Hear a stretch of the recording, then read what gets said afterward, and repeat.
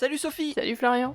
Et bonjour à tous, bonjour à toutes et bienvenue dans ce nouvel épisode du Courrier de la Sterne. Et aujourd'hui, la lettre C va être mise à l'honneur puisqu'on parle de deux oiseaux commençant par la lettre C.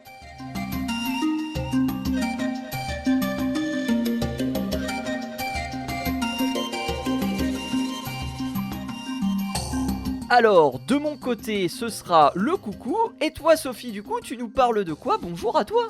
Bonjour, alors moi je vous parle du colibri aujourd'hui. Bon, on en a déjà parlé précédemment, hein, c'est pas le premier épisode sur le colibri, on est d'accord. Mais il y a 2-3 petits trucs qui sont tombés dernièrement et c'était assez drôle, donc on va en parler, voilà. Bon, c'est pas le premier épisode non plus, on parle du coucou, hein. Ça fait longtemps que l'on parle de cet oiseau. On parlera du coucou Coel. Lui par contre, c'est la première fois qu'on parle de lui. Donc voilà, on aura l'occasion de discuter de ce coucou indonésien. Voilà. Comment tu vas Sophie?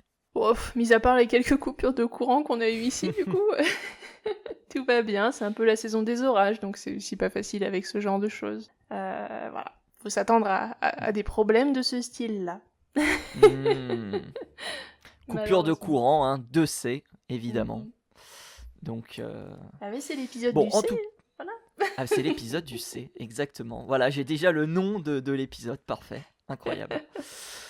Allez, on va lancer cet épisode avec tout d'abord la rétro Piu Piu. Je vais la commencer, Sophie, avec des chiffres quasiment définitifs. On va parler des oiseaux marins qui s'étaient échoués sur la façade atlantique début février. On avait fait un petit suivi de justement ce qui s'était passé dans le courrier de la Sterne. Donc pour le rappel, début février, on a eu une succession de tempêtes sur la façade atlantique et on a de nombreux oiseaux qui se sont échoués, notamment des macaremoines. Eh bien, on dénombre au total plus de 46 000 oiseaux qui se seraient échoués / signalés sur la face atlantique, donc 38 000 en France, mais aussi 5 000 en Espagne et 3 000 au Portugal. Mais, nous le précise la LPO, ces chiffres ne sont pas le reflet de la mortalité réelle des oiseaux, donc il se peut effectivement que les effectifs soient légèrement sous-estimés par rapport aux pertes réelles qui ont eu lieu. On avait parlé aussi de 2014, où on avait eu aussi des échouages, et là c'était plus de 50 000 oiseaux, je crois que c'était 40 000 en France et 10 000 par ailleurs qui s'étaient échoués également à la suite aussi de tempêtes hivernales. Mon Dieu. Sophie est bouche bée, elle ne sait pas comment reprendre. C'est assez désagréable quand même, parce que en plus, c'est des oiseaux... le macareux, par exemple, ce sont des oiseaux qui sont quand même pas en super forme dernièrement, donc bon, c'est embêtant. Bref. Ok, bon bah écoute, moi je suis partie sur autre chose, d'un peu plus joyeux. Je suis désolé, moi j'ai que des mauvaises nouvelles dans la rétro. Va falloir, Eh bah écoute, moi j'ai que des bonnes nouvelles, alors on va comme ça. Ah ça bah va alors, faire un petit est-ce que mix, tu veux que je fasse la deuxième, comme ça on termine la rétro sur quelque chose de plutôt cool. Voilà. Tu veux faire la deuxième? Oui, si tu veux. Allez, Eh ben, on va parler de biovectoring, Sophie. Est-ce que tu sais ce que c'est? Non, dis-moi. On dirait un terme de start-up un peu nul. Ouais, ça fait un peu pour expliquer un biocop, truc. machin chose, tu sais. Donc, biovectoring, en fait, c'est la transmission de différentes choses par les oiseaux lors de leur déplacement. Oui, et ok, on parle, bien sûr, de biovectoring assez souvent dans le courrier de la Sterne. On en a parlé il y a pas si longtemps que ça, lorsqu'on a évoqué le pinson du Nord et ce fameux champignon, ou ces fameux champignons trouvés en Suisse. Eh bien, on a un vectoring qui peut être positif, mais aussi un vectoring qui peut être négatif. Et effectivement, on a une étude qui est sortie récemment autour de la pollution plastique et comment justement les oiseaux participent malgré eux à cette pollution en justement déplaçant notamment des microparticules de plastique dans leur environnement. Et donc, eh bien, c'est une pollution, mine de rien, qui est assez sous-estimée et qui est une véritable menace pour la biodiversité, mais aussi pour les différents milieux dans lesquels ces oiseaux sont, notamment pour tout ce qui est oiseaux qui vont se nourrir dans des décharges publiques. Oui, le coup des décharges publiques, il m'était arrivé de traiter notamment une cigogne qui arrivait quasiment plus à manger parce qu'elle avait du plastique logé dans son tube digestif. Donc on avait On vu. avait parlé ensemble hein, de comment dire de ces oiseaux-là qui avaient plein de comment dire de bouts de plastique dans leur corps et Ouais, on avait dit que ça faisait un bruit de jouet. Je sais pas si tu te c'est un c'est un pouic-pouic. début C'est d'épisode un pouic-pouic. particulièrement sordide et Mon donc Dieu. voilà c'était malheureusement eh bien une conséquence Ouais. du nourrissage de ces oiseaux par du plastique, plutôt avec du plastique. Sophie, Bon, les bonnes bah nouvelles du coup. c'est joyeux. Les bonnes nouvelles. Bah écoute, on va commencer par une petite news assez sibylline pour le coup. Est-ce que tu connais les citelles? Ah bah oui, évidemment. Oui, évidemment, Évidemment. évidemment. Je Ces connais. fameux oiseaux qui se baladent la tête en bas sur les arbres, voilà. Alors, les citelles, eh ben, il semblerait que certaines espèces aiment beaucoup lorsqu'elles font des nids. Alors, vous savez qu'elles font leur nid dans le tronc des arbres.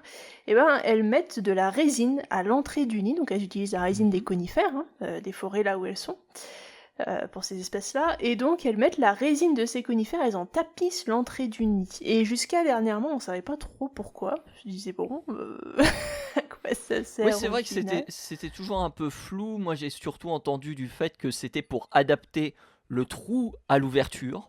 Oui, il y avait Ce que je peux plusieurs hypothèses, comprendre. Ce que je effectivement. peux comprendre parce que ça évite justement que les prédateurs puissent s'engouffrer. Mais j'avoue que j'étais un peu sceptique de cela. Et donc, du coup, ils ont découvert de nouvelles choses.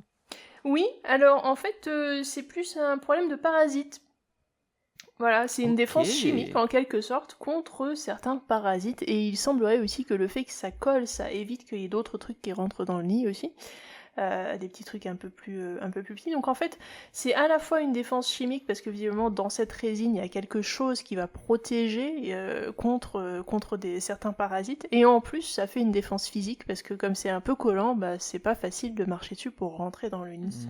Donc toutes les petites bébêtes qui essaient de rentrer, des tout petits parasites, des tout petits machins comme ça, eh ben ils vont avoir des difficultés à passer. Ça veut pas dire qu'ils y arriveront pas, mais ça va être plus compliqué quand même. Voilà, donc c'est l'objet d'une étude qui est sortie alors en décembre 2024, si je ne dis pas de bêtises, et on vous mettra évidemment les liens dans la description. Ok, incroyable. Et quelle est ton autre bonne nouvelle? Alors, est-ce que tu te souviens du documentaire qui a été fait, on en avait parlé il n'y a pas si longtemps, qui avait été disponible sur YouTube, qui a été fait par deux frères, si tu te souviens Oui, bien. Voilà, Extreme voilà. Birding. Et Listers. Listers. Listers. Absolument. Et donc, Lesters, ces deux frères ont décidé de remettre le couvert et de nous sortir un nouveau documentaire. Et devine quel est le sujet de Déjà ce nouveau documentaire? Oui? Le pic qui cherche pendant 3 mois. Le quoi? Le pic. Tu sais, à un moment donné, ils cherchent un pic pendant plusieurs semaines. Oui, c'est vrai. Alors, t'es pas loin, parce qu'en fait, ils ont décidé d'aller à la recherche du pic à bec ivoire. Non, Si. c'est incroyable. Exceptionnel. Voilà, donc c'est sorti juste dernièrement, là, ces 2 derniers jours, je crois, où en fait, ils ont donné une petite interview à Audubon, et effectivement, ils disent, voilà, donc notre prochain documentaire sera sur le pic à bec ivoire. Alors, ils sont pas sûrs de le trouver, mais je pense que ça va être assez drôle avec tout le folklore qu'il y a autour de cet oiseau, tout le mystère en quelque Incroyable. sorte. Je pense que ça va être assez drôle, mais ça m'étonnerait qu'ils arrivent à le trouver, et eux-mêmes n'ont pas beaucoup d'espoir derrière ce point de vue-là. Ah non, mais On ça verra. va être, ça va être génial, incroyable. Donc du coup, ils sont en production du Mhm. documentaire du coup sur le pic à bec ivoire. Eh ben, Exactement. j'ai hâte de voir ça. Exactement. J'ai hâte de voir ça parce que ça va être comment dire, ça va être savoureux. Ça va- Voilà. je pense qu'il va y avoir des choses intéressantes à voir. Eh ben super, c'est ça m'a Alors, remis en joie. c'est pas mal, hein, tu vois, c'est des bonnes nouvelles, je t'avais dit. Alors, je sais Ah pas ouais, quand est-ce qu'il bonne va nouvelle, sortir, effectivement. très honnêtement, parce que Oh, c'est pas dit, ouais, ça et ils demande savent du pas temps. trop non plus, je pense. Hmm. Mais ils vont, voilà, ils sont en cours de tournage pour ce nouveau documentaire, et on espère, évidemment, on sera là pour vous donner les résultats du visionnage quand on l'aura vu nous-mêmes, parce que moi, évidemment que je vais regarder, hein. Ah bah même, faudrait qu'on fasse même une visite. Faudrait qu'on le regarde ensemble en vrai. Ah, si Ça on peut, ce peut, serait peut-être ça bien. peut être intéressant. Ouais. Ah, mais oui, complètement. Peut-être faire une soirée, voire même sur le courrier de la Sterne où on le regarde tous les deux on réagit à ce qui se passe. Il y a peut-être moyen de faire un truc comme ça peut être Il y a marrant. peut-être moyen, il y a peut-être moyen. Voilà, ça peut être Et puis une dernière petite news du Ouais, coup, ou tout simplement, alors c'est une news feel good, hein, qui nous explique que oui, remettre en état des prairies, des zones herbeuses, des zones humides, et bah écoute, ça aide beaucoup. Et il y a une petite expérience qui a été faite aux USA. Sur quand même pas mal d'années, plus d'une quinzaine d'années, où on a remis en état des zones, notamment des prairies, des endroits où d'ailleurs des agriculteurs travaillent, hein, c'est des champs avec des vaches, ce genre de choses. Mais c'est des prairies qui sont faites de manière responsable en quelque sorte, avec des espèces locales, en faisant en sorte justement de garder quand même une rotation aussi des cultures, des plantes qu'ils mettent dedans. Enfin bref, très important. essayer donc de garder une biodiversité sur place. Et tout ça, ça encourage très fortement les espèces locales et notamment les oiseaux. Et donc ça permet un rebond des populations d'oiseaux dans ces prairies-là, tout en aidant d'ailleurs les éleveurs, parce que quand t'as beaucoup d'oiseaux, t'as beaucoup moins d'insectes et t'as beaucoup moins de parasites généralement. Voilà. Exactement. C'est toujours bon de le rappeler. Merci Sophie pour ces bonnes nouvelles. On va dans cette première partie vous emmener en Indonésie à la rencontre du coucou Koel. Et oui, ça rime, c'est fait exprès.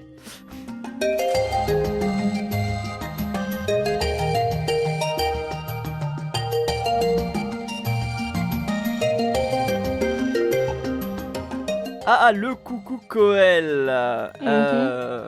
Ça me fait plaisir de parler de lui. Parce que j'entends très souvent parler de lui. Je l'entends beaucoup aussi quand je joue à Zelda Breath of the Wild.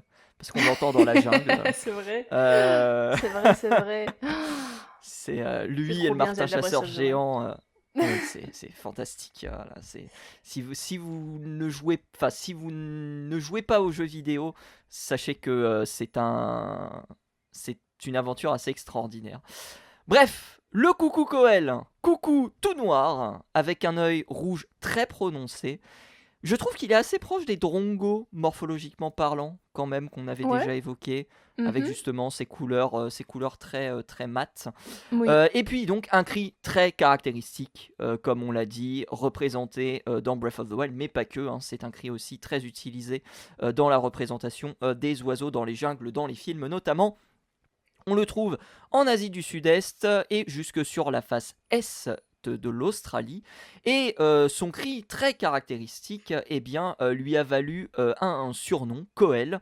Et Koel signifie rossignol, puisque l'oiseau donc possède ce fameux chant très mélodieux, annonciateur selon certains de l'arrivée de la pluie et de la mousson lorsque celle-ci a lieu en Asie, et si bien que l'oiseau a été surnommé Rainbird ou Stormbird, donc c'est-à-dire oiseau tonnerre ou oiseau des pluies, puisque à chaque fois que le coucou se met à chanter, eh bien la mousson coïncide avec la nidification des oiseaux et donc le parasitisme du coucou, puisque comme son nom l'indique, c'est un oiseau qui pond ses œufs dans le nid d'autres espèces.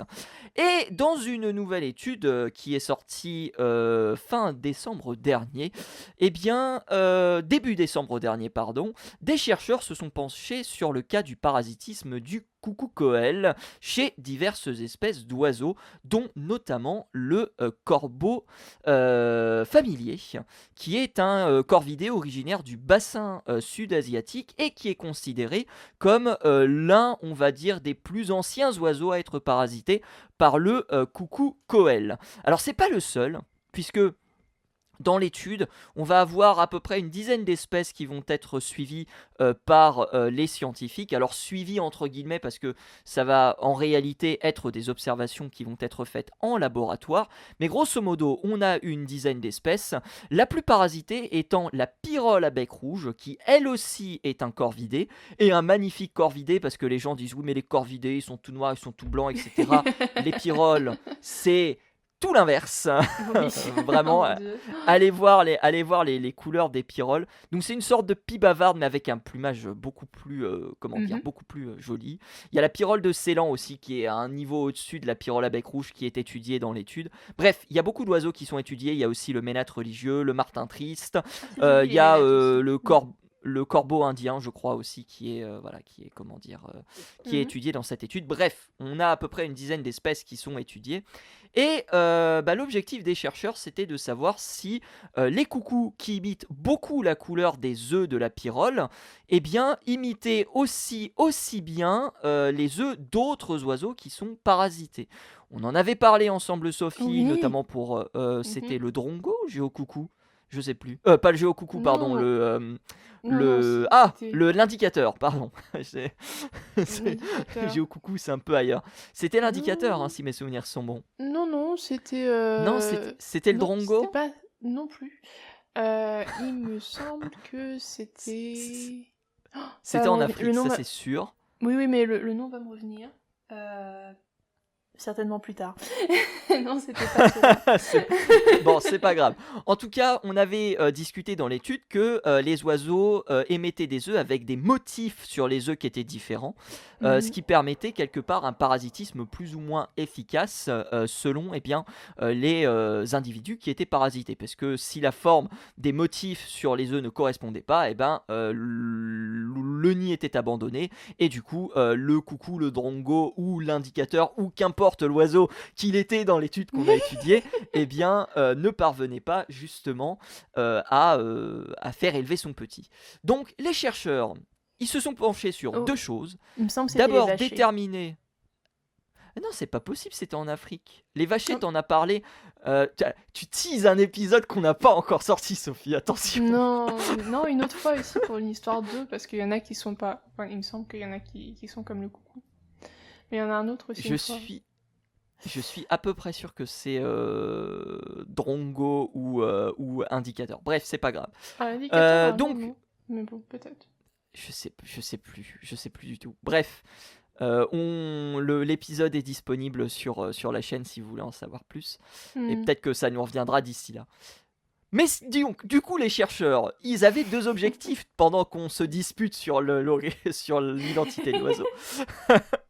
C'est de déterminer si les œufs de coucou différaient en apparence selon l'hôte qui était parasité. Et puis aussi de savoir si les œufs de coucou ressemblaient à ceux de l'un des hôtes qui ont été mesurés. Parce que, comme je l'ai dit, c'est un test qui va être fait en laboratoire. Les chercheurs se sont appuyés sur une étude d'oiseaux de collection, pardon, une étude des œufs de collection du musée de Tring, qui a été récoltée de 1867 jusqu'à 1943, et aussi une précédente étude qui comparait des œufs prélevés récemment en 2021 sur le terrain de l'université de Jahangir. On est à Dhaka. Et eh bien, l'objectif, c'était de savoir s'il y avait une plutôt correspondance entre les œufs ou pas. Alors, dans la collection du musée de Tring, on a 253 nids qui sont parasités par le coucou. On a 33% de ces nids qui sont édictés comme des nids de corbeaux familiers, 10% comme des nids de corbeaux de levaillant, donc c'est aussi un corvidé asiatique. On a un nid de pyrrole à bec rouge. Et l'objectif, c'était de voir un petit peu s'il y avait des correspondances avec ces différents nids et ces différents œufs.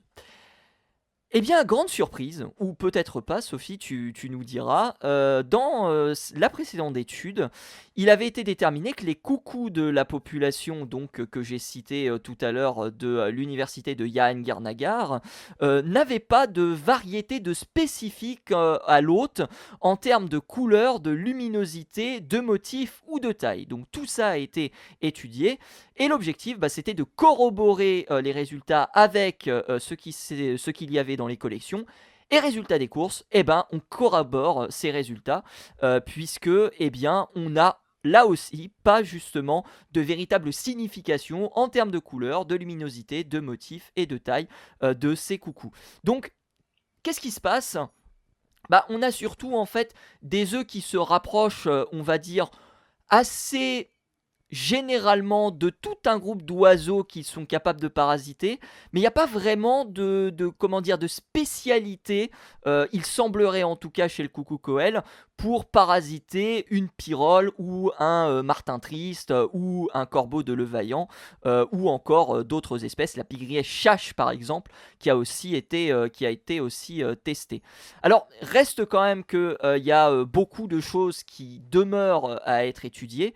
Tout d'abord, le taux de rejet des œufs de coucou chez certaines espèces, comme le corbeau de Levaillant ou encore la pyrole à bec rouge. Mesurer la couleur et le motif des œufs frais de ces espèces sur le terrain, puisque comme je l'ai dit, on a fait des tests en laboratoire, on n'a pas été sur le terrain pour étudier ces œufs. On a eu un mimétisme de ces œufs qui se dirige plus ou moins vers une espèce plutôt qu'une autre. Voilà un petit peu pour cette étude qui pose les bases quelque part d'une réflexion sur le coucou Coel, mais contrairement à d'autres études où on voyait qu'il y avait, on va dire, une certaine spécificité des œufs qui étaient apportés par certains individus, coucou, là pour le coup on est sur quelque chose de beaucoup plus généraliste et qui va parasiter plus de nids. Et selon certains chercheurs, j'allais dire chasseurs, chercheurs, et ben cette absence de mimétisme chez les coucous pourrait s'expliquer par le fait justement qu'on n'a pas de rejet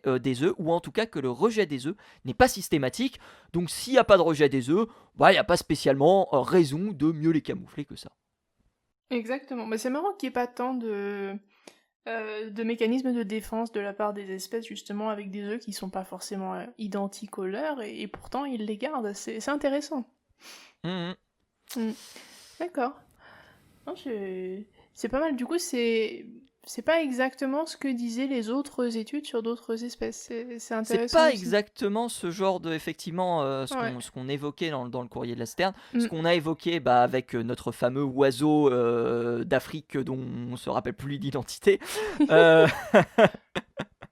Effectivement, là pour le coup, on est vraiment sur quelque chose de beaucoup plus généraliste, mais comme le disent les chercheurs, il y a quand même beaucoup de choses à mesurer pour voir si effectivement les résultats qui ont été corroborés sur une espèce pour le coup, puisque j'ai dit que c'était le corbeau familier qui avait été étudié à l'université en 2021 et uniquement elle, alors que comme je l'ai dit, il y a une dizaine d'espèces qui ont été testées dans les collections de Tring. Voilà. Oui, d'accord.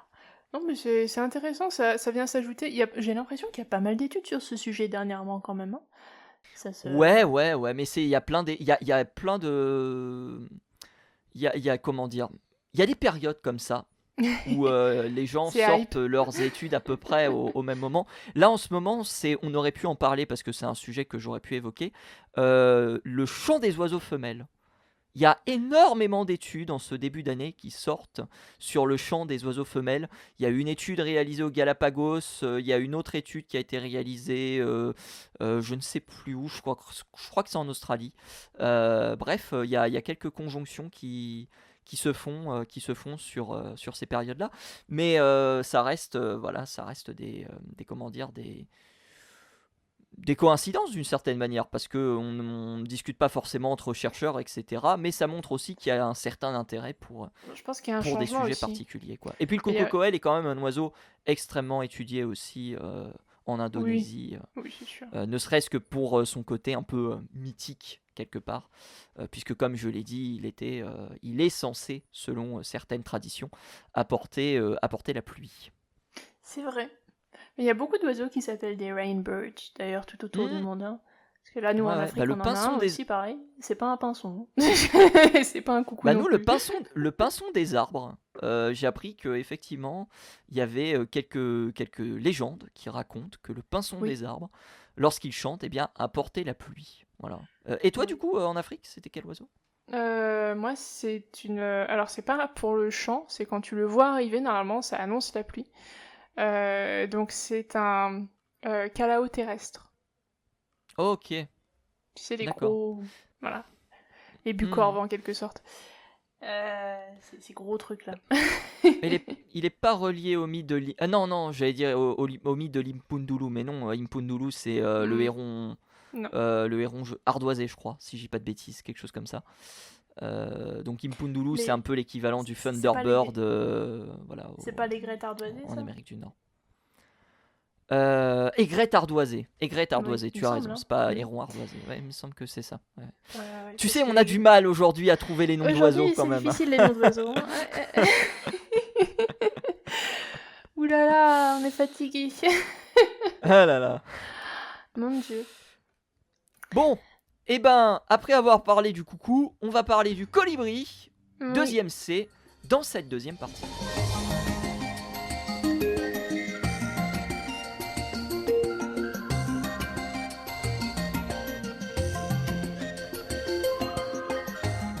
Le colibri, Sophie. Ouais, alors on parle du colibri en Californie. T'as vu, je fais que dans le C aujourd'hui.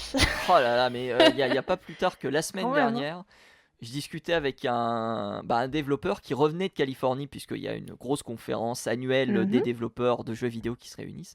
Et il parlait justement qu'il avait vu des colibris en Californie. Oh. Donc comme quoi. Mhm. Coïncidence rigolote. D'une certaine manière. Du coup, les colibris, on en a parlé déjà avant. On avait parlé, il me semble, d'un hôpital pour colibris. Ah oui. Un centre de sauvegarde. Et puis on avait parlé aussi de la biologie du colibri, parce qu'il me semble que c'était toi qui en avais parlé, de cette capacité qu'ils ont à stocker le sucre sans être malade et sans tomber diabétique, alors que nous, si jamais on essaie d'avaler ne serait-ce qu'une partie de la quantité de sucre qu'ils mangent tous les jours, on va finir diabétique en moins de temps qu'il n'en faut pour le dire. Bref, de leurs adaptations incroyables d'ailleurs, à la fois au vol, avec ce vol stationnaire qu'on connaît bien, à leurs battements de cœur qui sont extrêmement rapides. Enfin bref, il y a tellement d'adaptations sur ces animaux-là. C'est 1200 incroyable. battements par minute. Ouais. C'est une vitesse. C'est incroyable. Vous imaginez mettre un métronome à cette vitesse-là, c'est pas possible. Oh, mon Dieu.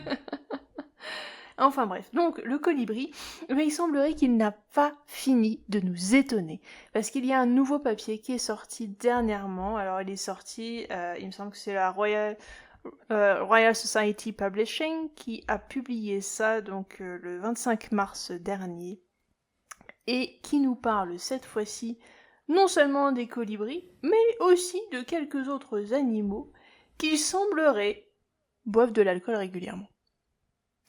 Ok. Alors. D'accord. Et Alors c'est quelque chose que je savais, mais qu'est-ce qu'on va apprendre voilà. de plus?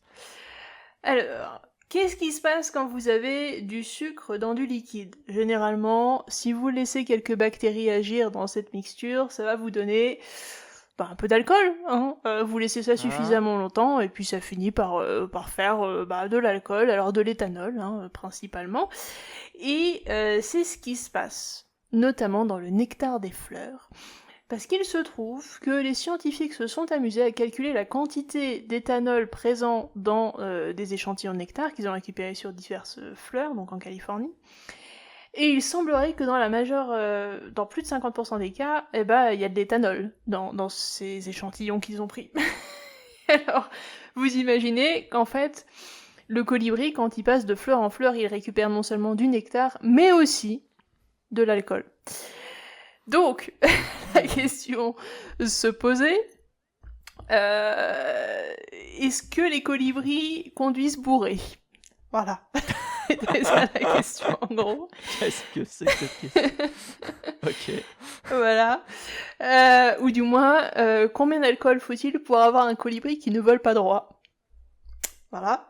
Et est-ce qu'ils est-ce qu'ils sont capables de le métaboliser aussi, comme nous, hein, parce qu'on a des processus pour ça, et est-ce que c'est dangereux pour leur santé, ou est-ce qu'ils sont justement capables de choisir soit des boissons alcoolisées, soit des boissons sans alcool? Qu'est-ce qu'ils préfèrent entre les deux? Donc il y a toutes ces questions-là qui revenaient, parce qu'effectivement, à partir du moment où tu ouvres cette porte-là, t'as tout un paquet de questions qui arrivent. Quand tu te rends compte que dans le nectar des fleurs, en fait, c'est une boisson alcoolisée, n'allez pas boire les fleurs du jardin, hein. Je vous le dis, hein, tous ceux qui nous écoutent, n'en profitez pas, c'est pas une raison. N'essayez pas de prendre une paille. D'alcool non plus. Voilà. Donc, toutes ces questions, les chercheurs ont essayé d'y répondre dans leur étude. Et alors, il semblerait que chez pas mal d'espèces, on peut parfois, alors que chez le colibri, mais chez d'autres espèces aussi qui vont consommer du nectar, par exemple les abeilles, mettons, qui vont chercher du nectar, vous pouvez aussi trouver dans les échantillons de nectar qui sont prélevés sur des fleurs que les abeilles vont visiter, vous pouvez aussi trouver de l'alcool de temps en temps aussi. Et donc la question se posait aussi pour ces espèces-là, est-ce qu'ils boivent volontairement de l'alcool ou est-ce qu'au contraire ils tentent à éviter les fleurs qui en contiennent, peut-être, pour justement rester dans un... plutôt en bonne santé. Et alors, déjà, la question s'était posée, si ils boivent de l'alcool régulièrement, en fonction de la quantité d'alcool qu'il y a de présent dans ces fleurs, combien, en moyenne, d'alcool boivent-ils par jour? Alors, il semblerait que c'est pas énorme. Visiblement, en gros, on est à peu près à 0,2 g d'éthanol par kilo par poids corporel. Okay. Mais 0,2 g, donc c'est pas énorme, mais ça fait quand même déjà pas mal, parce qu'il faut imaginer qu'un colibri, ça boit quand même entre 50 et 150% du poids de son corps par jour en nectar, donc ça fait déjà pas mal. Donc ça finit par faire une bonne dose d'éthanol finalement dans leur corps. Et la question se posait, est-ce que c'était dangereux pour eux à cette concentration-là, ou est-ce que c'était pas si dangereux que ça? Il semblerait que finalement ça va, c'est encore des quantités qu'ils peuvent supporter à ce niveau-là, donc tout va bien, donc ils conduisent pas bourrés. Jusque-là, tout va bien. Mais par contre, si on commence à dépasser ces quantités-là, ça va devenir difficile, et ils ont visiblement des mécanismes qui leur permettent de gérer ces problèmes-là, parce qu'en fait, ils sont capables de détecter dans ce qu'ils boivent, visiblement s'il y a de l'alcool ou pas, et combien il y en a.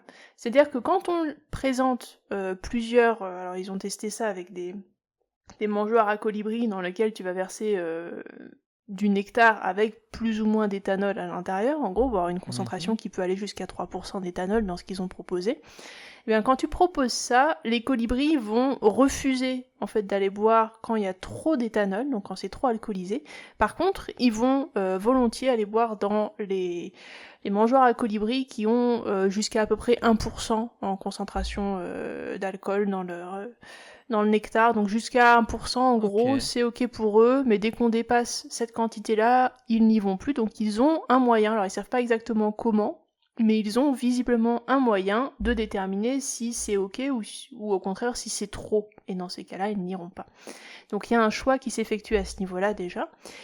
Et ensuite, ils se sont intéressés au métabolisme de ces oiseaux, savoir s'ils étaient capables, comme nous, au bout d'un moment, de détruire, de métaboliser cet alcool qu'ils ont dans le corps une fois qu'ils l'ont absorbé, parce que c'est ça qui va leur permettre derrière de résister aux problèmes que peut poser l'alcool. Parce que l'alcool, c'est un poison dans votre corps, hein, c'est comme ça que ça marche. Donc le but, c'est justement de le détruire, de le métaboliser, cet alcool, d'en faire autre chose pour que ce ne soit plus dangereux et qu'on puisse l'excréter d'une certaine manière.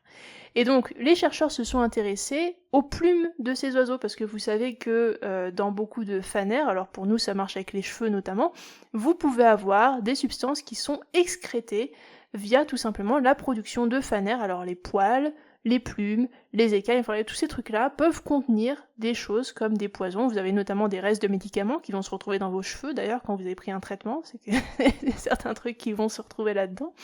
Ou des polluants. Les pesticides, typiquement, voilà, les polluants, effectivement.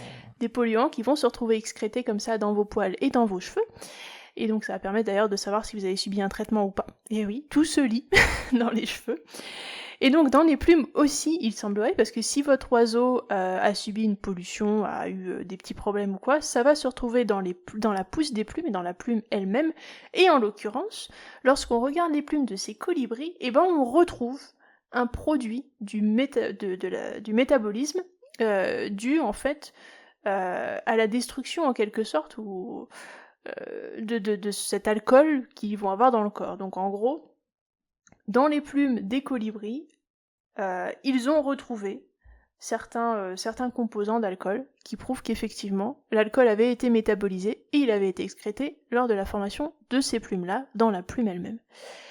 Donc ça prouve que ces oiseaux sont tout à fait capables d'utiliser l'alcool qu'ils absorbent et d'en faire autre chose pour que ce ne soit pas trop dangereux pour eux en tous les cas, et donc ils ont des mécanismes pour ça, ce dont on n'était pas sûr jusqu'à récemment. Donc ça déjà, c'est une nouvelle découverte. Incroyable. Donc il y a pas mal de choses comme ça qui ont été trouvées dans cette étude. Donc le sujet peut paraître un petit peu curieux, effectivement, à premier abord, mais finalement ça nous apprend un peu plus encore sur la biologie de ces animaux-là qu'on ne connaissait pas. Et je t'avoue que je savais pas qu'il y avait de l'alcool dans le nectar des fleurs jusqu'à récemment, donc ça m'a intéressé. Ça m'a pas mal intéressé. Voilà.